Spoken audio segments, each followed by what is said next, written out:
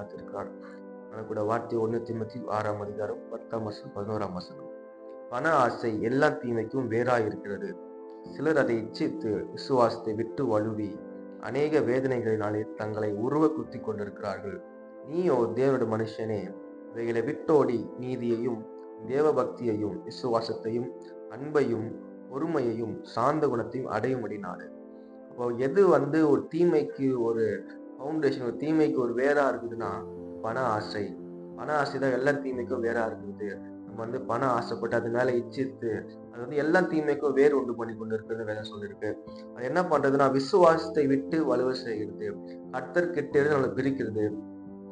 ஒரு அளவுக்கு மேல நம்மளுக்கு ஆசைப்பட்டதெல்லாம் கை கொஞ்சதுக்கு அப்புறம் கர்த்தர் எல்லாத்தையும் கொடுத்துட்டாரு. நம்ம என்ன பண்றோம்னா கொடுத்த கர்த்தரை மறந்துடுறோம். அவருடைய இருக்க நேரத்தை நம்ம குறைச்சிடுறோம்.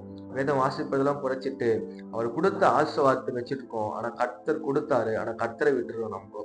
அதாவது விசுவாசத்தை விட்டு வலுவ செய்கிற ஒரு காரியம் தான் பண ஆசை. இன்னொன்று சொல்லப்பட்டிருக்கு, அநேக வேதனைகளாலே நம்ம உருவ குத்தி கொண்டு இருக்கிறாங்க. அதை இச்சித்து சில விசுவாசத்தை விலகுறாங்க. அப்போ என்ன அதுக்கெல்லாம் ஒரு காரணம் என்னன்னா பண ஆசை தான். மனுஷனுக்கு அநேக தீமைகளை கொண்டு சேர்த்திருக்கு. ஆனா கர்த்தர் சொல்லியிருக்காரு, நம்ம தேவனோட மனுஷங்க, தேவனோட பிள்ளைகள் நம்ம என்ன பண்ணணும்னா இவைகள்லாம் செய்யாம இதுல விட்டு ஓடி போகணுமா. பண ஆசையும் பட் விசுவாசத்தை விட்டு விலகுகிற காரியங்கள், கர்த்தரை விட்டு நம்ம விலகுகிற காரியம் சின்ன சின்ன விஷயமா இருக்கலாம். நம்ம பேசுற வார்த்தைகள் கூட இருக்க ஃப்ரெண்ட்ஷிப் யாரா இருந்தாலுமே கர்த்தரை விட்டு நம்மளை விட்டு விலக செய்யறாங்க, கர்த்தரை விட்டு பிரிக்கிறாங்க அப்படின்னா அவங்கள்ட்ட விட்டு விலகி போனோமா. ஏன்னா அப்படிப்பட்ட காரியம் நம்மளை ஆக்கினைக்குள்ளாக தீர்த்துரும் சொல்லி கர்த்தர் சொல்லியிருக்கிறாரு. அதனால 11ஆம் வருஷத்தின்படி நீதியையும் தேவ பக்தியையும் விசுவாசத்தையும் அன்பையும் பொறுமையையும் சாந்த குணத்தையும் நம்ம நேடணுமா.